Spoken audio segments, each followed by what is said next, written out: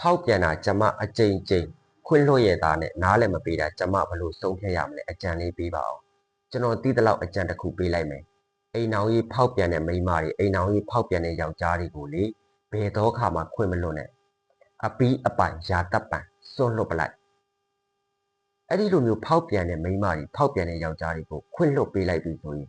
အဲ့ဒီခွင့်လွတ်မှုကိုခွင့်ကောင်းယူပြီးတော့နောက်ထပ်အကြိမ်ကြိမ်ခါခါဖောက်ပြန်မှသိကြတယ်ဘာဖြစ်လို့လဲဆိုတော့လူမိွားတဲ့အချိန်မှာပဲသူတို့ကမျက်ရည်တဆန်းဆန်းတောင်းပန်တာ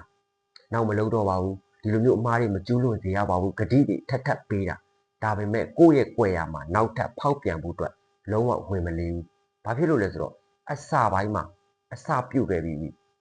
အစရှိတဏောင်တောင်ငပိရှိကောင်ကောင်းတဲ့ဒါကြောင့်မလို့အစရှိပြီးသားလူတယောက်ဟာနောက်တစ်ကြိမ်မဖောက်ပြန်ဘူးလို့အာမဘန်းတွေခံလို့မရဘူးဒါကြောင့်မလို့ဒီလိုမျိုးဖောက်ပြန်တဲ့ရုပ်မာတဲ့သူတွေနော်မိန်းမတွေယောက်ျားတွေကိုအပီးအပိုင်တစ်ခါတည်းယာတပ်ပံစွန့်လွတ်လိုက်